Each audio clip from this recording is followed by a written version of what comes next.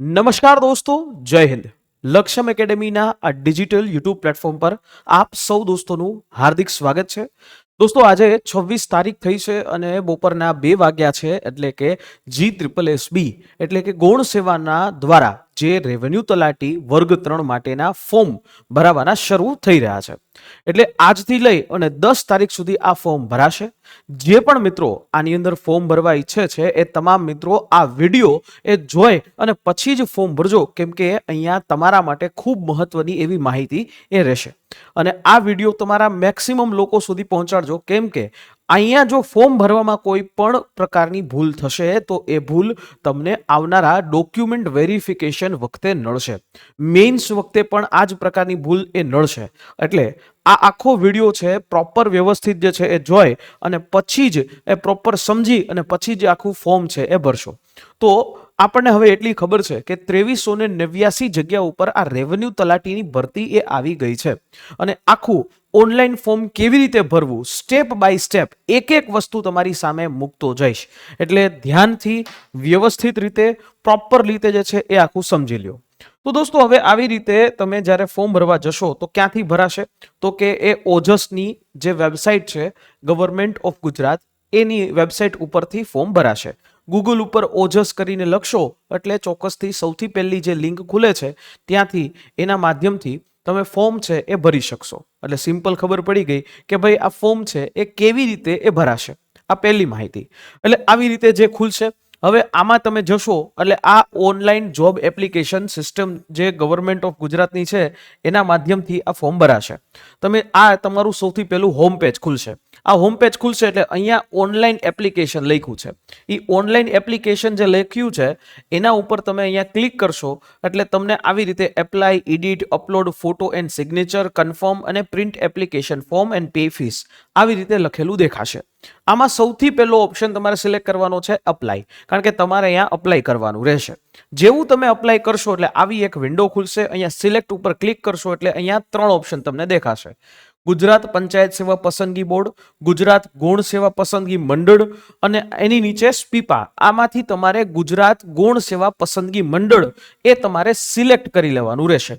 ગુજરાત ગૌણ સેવા પસંદગી મંડળ સિલેક્ટ કર્યું એટલે સીધું ત્રીજી વિન્ડો છે એ આવી કંઈક ખુલશે. આ જે વિન્ડોમાં તમે જોશો એટલે અહીંયા ચોથું સૌથી છેલ્લે રેવન્યુ તલાટી ક્લાસ 3 આવું એક ઓપ્શન છે આવે છે. અને અહીંયા બાજુમાં તમે જોશો તો એપ્લાય અને અહીંયા ડિટેલ્સ, આ 2 ઓપ્શન આવે છે. હવે દરેક મિત્રોને અહીંયા ડિટેલ્સ નામનું જે ઓપ્શન છે એ ડિટેલ્સ નામનું ઓપ્શન એક વખત જોઈ લેજો. એમાં જે રેવન્યુ તલાટીની પીડીએફ છે, બીજું કંઈ નથી, જે પીડીએફ ઓલરેડી તમારી પાસે આવી ગઈ હશે અને સીધું અહીંયા કરવાનું અપ્લાય. બરાબર, અપ્લાય કરી નાખવાનું. હવે જુઓ, અપ્લાય કરશો એટલે આવી પ્રકારની એક વિન્ડો છે એ ઓપન થશે. બરાબર, અહીંયા લખ્યું હોય છે પાછું click here for more details. બરાબર, અને એક ઓપ્શન છે એ અહીંયા છે એપ્લાય નાવ અને આખું એ ફોર્મ છે. રેડી? અહીંયા જે છે ફોર્મ 20 વર્ષથી લઈ અને 35 વર્ષની એજ વાળા ભરી શકે છે.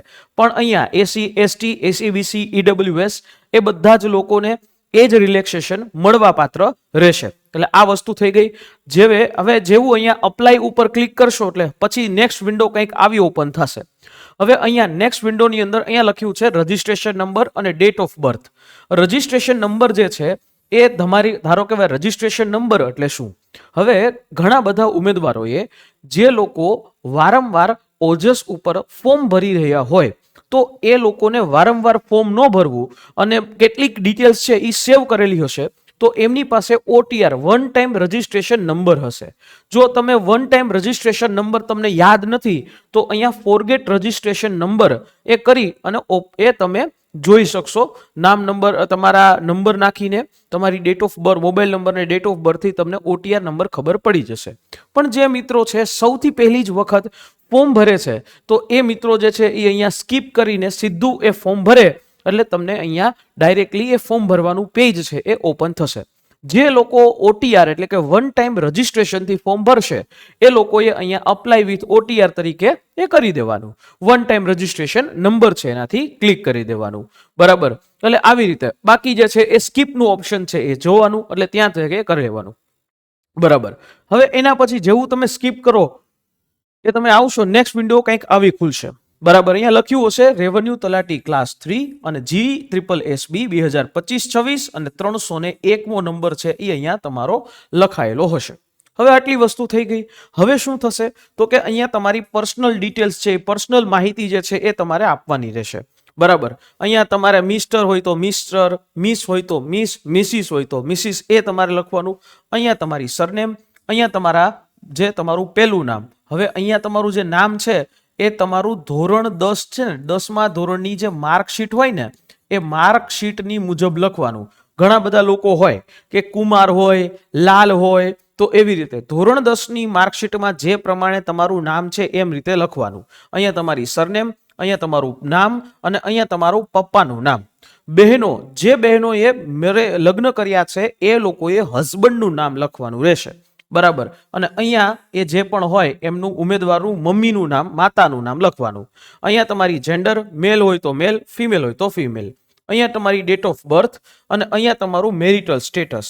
હવે જે મેરેજ કરેલા હોય તો એમણે મેરિડ લખવાનું, જે લોકો અનમેરિડ હોય તો અનમેરિડ, અને સેપરેટેડ હોય એટલે સેપરેટેડ, ડિવોર્સી હોય તો સેપરેટેડ તરીકે આખું ઓપ્શન સિલેક્ટ કરવાનું. અને પછી આવી અહીંયા તમારી કેટેગરી. હવે અહીંયા જે કેટેગરી છે એમાં અલગ અલગ કેટેગરીઝ આવશે. જેમ કે જનરલ કેટેગરી.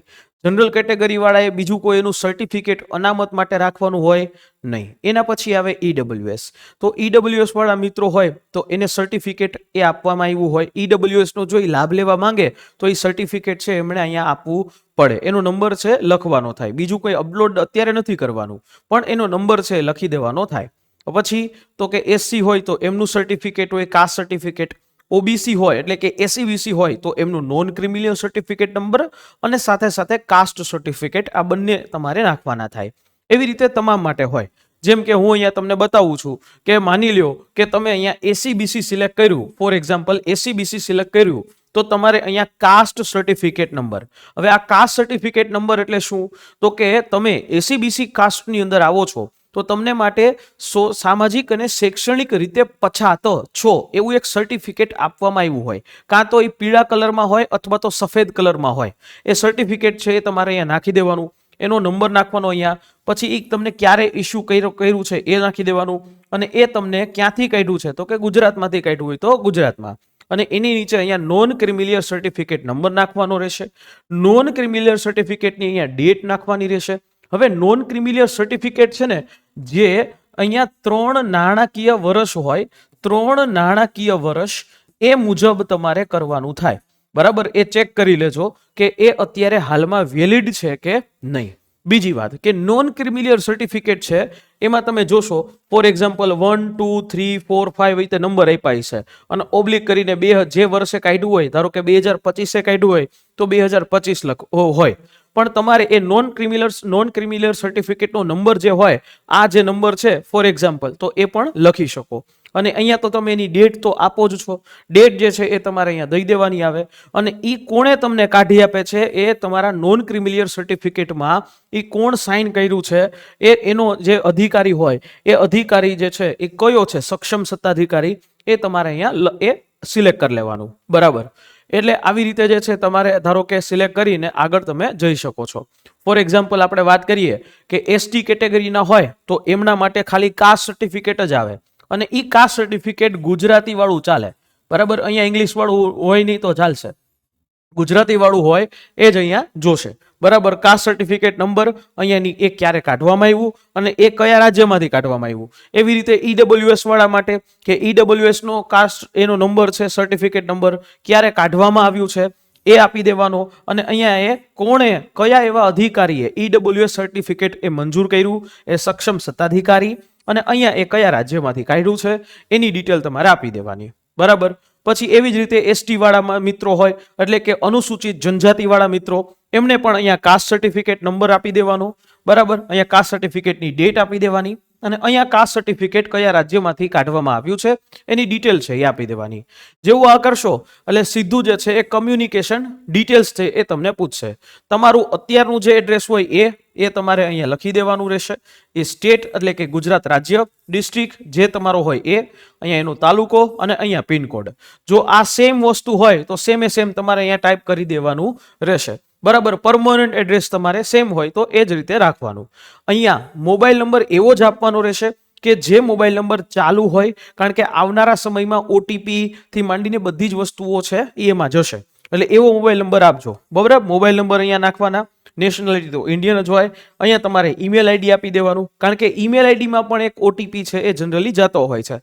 મોબાઈલ નંબર ની સાથે સાથે ઈમેલ આઈડીમાં પણ ઓટીપીસ છે એ જનરલી જતો હોય છે, એટલે એ તમારે ડિટેલ છે એ તમારે અહીંયા આપી દેવાની. જેવું આ આપ્યો એટલે એના પછી નેક્સ્ટ ડિટેલ છે આવી કંઈ ખુલે, એટલે એમાં એમ કહે છે કે શું તમે રમતગમતના વધારાના ગુણ મેળવવા માંગો છો? જો હવે રમતગમતનું સર્ટિફિકેટ હોય, જે મિત્રો રમતગમતનું સર્ટિફિકેટ છે એ ધરાવે છે સ્ટેટ લેવલનું અથવા તો નેશનલ લેવલનું અથવા તો ઇન્ટરનેશનલ લેવલનું, એ જે પણ રમતમાં ધરાવતા હોય અહીંયા સિલેક્ટ કરી દેવાનું, કારણ કે એને સિલેક્શનની અંદર ચાન્સીસ વધી જશે, પ્રાયોરિટી વધી જશે, માર્ક છે એ વધી જશે. અને એટલા માટે જે પણ મિત્રો હશે એ મિત્રો ધારો કે એ ધરાવે છે આ પ્રકારનું સર્ટિફિકેટ એ ધરાવે છે, તો ચોક્કસથી છે તમે તમારો જે ડિટેલ્સ છે એ આની અંદર શેર કરી શકશો, તમે એની અંદર આપી શકશો. બરાબર છે, એટલે એના તમને માર્ક મળશે. હવે માની લો કે તમે દિવ્યાંગ છો, તો અહીંયા આ દિવ્યાંગ માટે દિવ્યાંગ હોય તો યસ કરી દેવાનું, નો હોય તો નો કરી દેવાનું. જો યસ કર્યું તો તમને દિવ્યાંગનું સર્ટિફિકેટ, એ ડેટ એ ક્યારની છે, સર્ટિફિકેટનો નંબર શું છે અને કોણે એ સર્ટિફિકેટ કાઢીને આપ્યું છે એ તમારે અહીંયા નાખી દેવાનું. બરાબર, તમને બેઝિક નોલેજ ઓફ કમ્પ્યુટર છે? હા. બરાબર, પછી જો વિધવા ઉમેદવાર હોય તો યસ કરવાનું, પણ જો વિધવા ઉમેદવાર હશે તો એને વિધવા ઉમેદવારનું સર્ટિફિકેટ આપવું પડે. બરાબર, નો હોય તો ના પાડી દેવાની. જો તમે એક્સ સર્વિસમેન હોય તો એની ડિટેલ તમારે અહીંયા ભરવાની. એ આર્મી, નેવી, એરફોર્સ કેમાંથી છે, હોય તો યસ કરી દેવાનું, નો હોય તો ના પાડી દેવાની. અને ક્યાંથી ક્યાં તારીખ સુધી તમે એમાં સર્વિસ કરી છે એ તમારો જે એક્સ સર્વિસમેનનો આઈડેન્ટિટી કાર્ડ નંબર હોય એ નાખી દેવાનો, ક્યારે ઇસ્યુ કર્યું અને કોણે ઇસ્યુ કર્યું. પછી અહીંયા જો તમે કરન્ટલી ગુજરાત ગવર્મેન્ટના એમ્પ્લોય હોય, કર્મચારી હોય, તો આ પ્રકારની ડિટેલ એ ભરવાની. હોય તો યસ, અને ક્યારે જોઈન કર્યું છે અને કયા ડિપાર્ટમેન્ટમાં એની ડિટેલ તમારે આપી દેવાની. એના પછી અહીંયા તમારે ભાષાકીય માહિતી આપી દેવાની. ત્રણની અંદર છે અહીંયા તમારે સાઇન જે છે યસ યસ યસ યસ એટલે કે રાઈટ કરી દેવાનું. અને પછી આવ્યું તમારું એજ્યુકેશન ડિટેલ.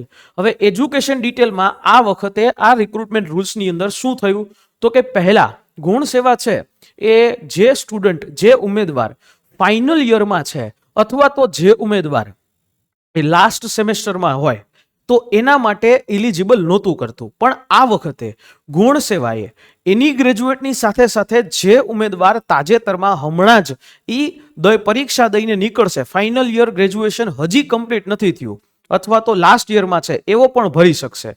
જો એ લોકો એ હોય તો એના માટે સ્પેશિયલી છે આવી રીતે આવશે, select appeared for last semester and graduation અથવા તો રિઝલ્ટ અવેટેડ, તો એને અહીંયા રાખી દેવાનું. અહીંયા પર્સન્ટેજનો જેવું એ સિલેક્ટ કરશે એટલે પર્સન્ટેજ બધું નહીં આ થઈ જાય, અહીંયા નોટ એપ્લિકેબલ આવી જાય. અને અહીંયા તમારું જે ઇન્સ્ટિટ્યૂટ નેમ છે, યુનિવર્સિટી નેમ લખી દેવાનું. અને અહીંયા કયા વર્ષમાં પાસિંગ થશે એ વસ્તુ તમારે કરી દેવાની.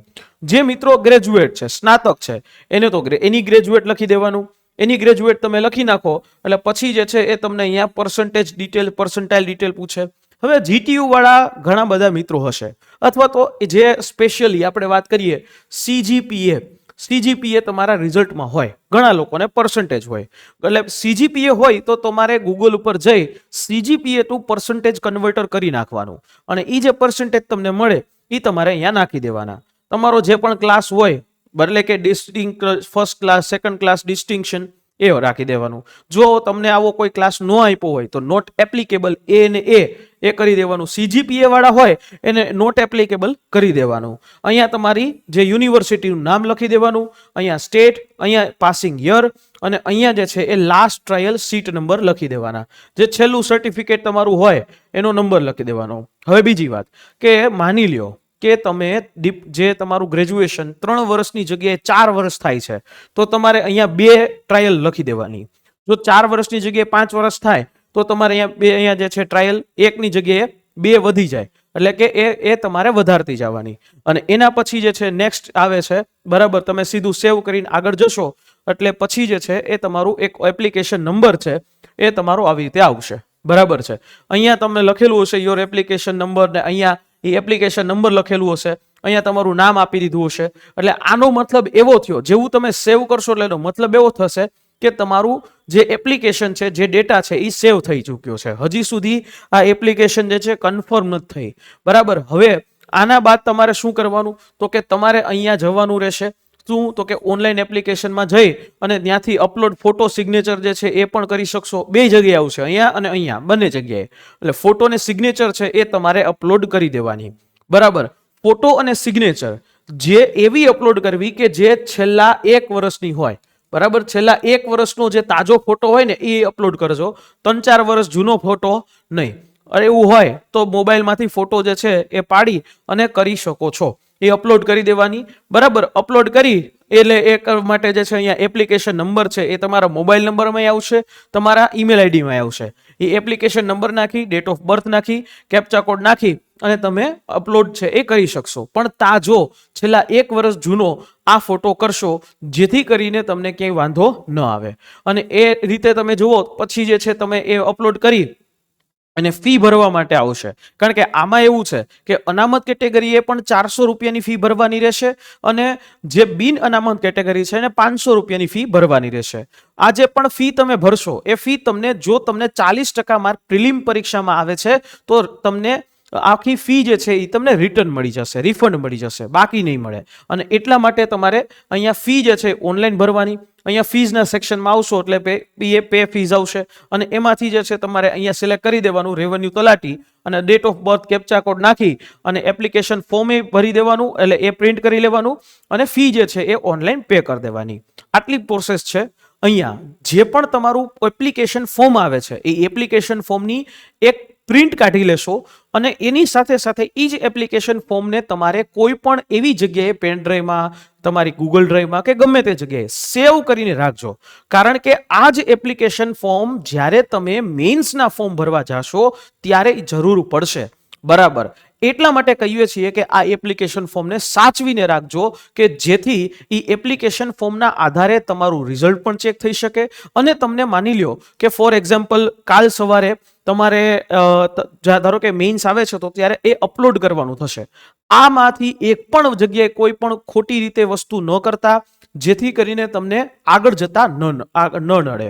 બરાબર. આગળ જતા કોઈ વસ્તુ નડે એના કરતા અત્યારે શાંતિથી ફોર્મ જે છે એ ભરી દેજો. હવે બને કે શરૂઆતની સમયની અંદર ફોર્મમાં સર્વરમાં કદાચ પ્રોબ્લેમ આવે, પણ રાત્રે ફોર્મ ભરશો તો આરામથી આ ફોર્મ છે ભરાઈ જશે. અને દોસ્તો, જો તમે રેવન્યુ તલાટીની તૈયારી સમગ્ર ગુજરાતની અંદર અફોર્ડેબિલિટી કરવા, અફોર્ડેબલ રેટ ઉપર, અફોર્ડેબલ રીતે તમે કરવા ઈચ્છો છો તો ચોક્કસથી તમે લક્ષ્યમ એકેડેમીના કોર્સિસ ઉપર તમારી પસંદગી ઉતારી શકો છો. પણ હા, એક વાત બીજી પણ કે જો તમને ફોર્મ ભરવાથી રિલેટેડ કોઈ પણ ક્વેરી છે તો તમે આ હેલ્પલાઇન નંબર અમારી 9429077607 આ જે અમારી હેલ્પલાઇન નંબર છે એના ઉપર કોલ કરી અને સમગ્ર માહિતી એ મેળવી શકો છો. આ હેલ્પલાઇન નંબર તમારા માટે જ છે કે જેના માધ્યમથી અમે લોકો તમને ફોર્મ ભરવાથી રિલેટેડ એ મદદ કરી શકીએ. આ અમારા એન્ડથી છે. બરાબર. અને જો તમે વ્યવસ્થિત તૈયારી જ કરવા ઈચ્છો છો અને એવી રીતે તૈયારી કરવા ઈચ્છો છો કે જેમાં તમને રિઝલ્ટ મળે તો ચોક્કસથી લક્ષ્યમ એકેડેમી તમને એ રિઝલ્ટ મળે એવી તૈયારી કરાવશે અને ચોક્કસથી તમને રેવન્યુ તલાટી સુધી એ પહોંચાડશે. તો અત્યારે રેવન્યુ તલાટીના આપણી પાસે 2 પેક છે. એક જેમાં રેવન્યુ તલાટીનો આખો પ્રિલિમ્સ પરીક્ષા છે એ કવર થઈ જશે 2499 રૂપિયામાં. પણ તમારે 2499 રૂપિયા આપવાના નથી, તમને હજી વધારે એક્સ્ટ્રા ડિસ્કાઉન્ટ મળી જશે. બરાબર. અને એના માટે શું કરવાનું, હેલ્પલાઇન નંબર ઉપર કોલ કરીને પછી તમે પરચેસ કરજો એટલે તમને એ વસ્તુ ઉપર ડિસ્કાઉન્ટ છે મળી જશે 9429077607. જો બીજી વાત કે રેવન્યુ તલાટીની સાથે સાથે આવનારા સમયમાં પંચાયત તલાટી એટલે કે વીપીએસ, વિલેજ પંચાયત સેક્રેટરી, એની જુનિયર ક્લાર્કની અને સીસીઈ ગ્રુપ એ અને બી એની પ્રિલિમ્સ અને મેન્સ, ટૂંકમાં બધી તૈયારી એક પેકની અંદર જો કરવી હોય તો પણ કરી શકો છો. 1 વર્ષની વેલિડિટી છે જેમાં પ્રિલિમ પ્લસ મેન્સની તૈયારી કરવામાં આવશે. આની પ્રાઇસ જે છે એ 4100 રૂપિયા છે. ગુજરાતમાં 10-10, 12-12, 13-13 હજાર રૂપિયાના કોર્સિસ છે જેની અંદર સૌથી અફોર્ડેબલ લક્ષ્યમ એકેડેમીના આ કોર્સ છે જેમાં તમને બધી જ વસ્તુ મળશે. પ્રિલિમ્સ પ્લસ મેન્સ બંનેની તૈયારી તમે ઘર બેઠા વ્યવસ્થિત દરરોજની 2 થી 3 કલાક આપશો તો ચોક્કસથી થશે. અને એના માટે તમારે સંપર્ક કરવાનો રહેશે આપણી હેલ્પલાઇન નંબરનો કે હજી આ 4100 રૂપિયામાં હજી તમને ડિસ્કાઉન્ટ મળી જશે. તમે હેલ્પલાઇન નંબર ઉપર કોલ કરશો અને એની અંદર તમને કૂપન કોડ માંગશો તો તમને કૂપન કોડ મળશે અને એના માધ્યમથી તમને વધારે ડિસ્કાઉન્ટ મળી જશે. અંદાજિત તમને 3999 રૂપિયામાં જ પડશે. એટલે હું તો એમ કહીશ કે આવનારા સમયની 1 વર્ષ સુધી તમે સિક્યોર થઈ જાઓ. 13,000 રૂપિયા ભરવા કરતા તમે માત્ર 4100 રૂપિયાની અંતર્ગત 3000 4000 રૂપિયાની અંદર તમે તૈયારી કરી શકો અને ઈ તૈયારીની અંદર તમને બધી જ વસ્તુ તમારી આવી જાય. તમામ વસ્તુ છે એ તમારી કવર થઈ જાય. તો તમામ લોકો માટે આ ગોલ્ડન ઓપોર્ચ્યુનિટી છે. તમને ક્યાંય પણ મદદ જોતી હોય તો લક્ષ્યમ એકેડેમીની હેલ્પલાઇન નંબર તમારા માટે જ છે. આશા રાખીએ આ માહિતી છે સમજાઈ હશે અને કોઈ હેલ્પ જોતી હોય તો ચોક્કસથી સંપર્ક કરી શકો છો અને રેવન્યુ તલાટી માટે અમારી ટેલિગ્રામ ચેનલ છે એની અંદર જોડાઈ શકો છો. મળીએ નેક્સ્ટ સેશનમાં. જય હિન્દ, જય ભારત.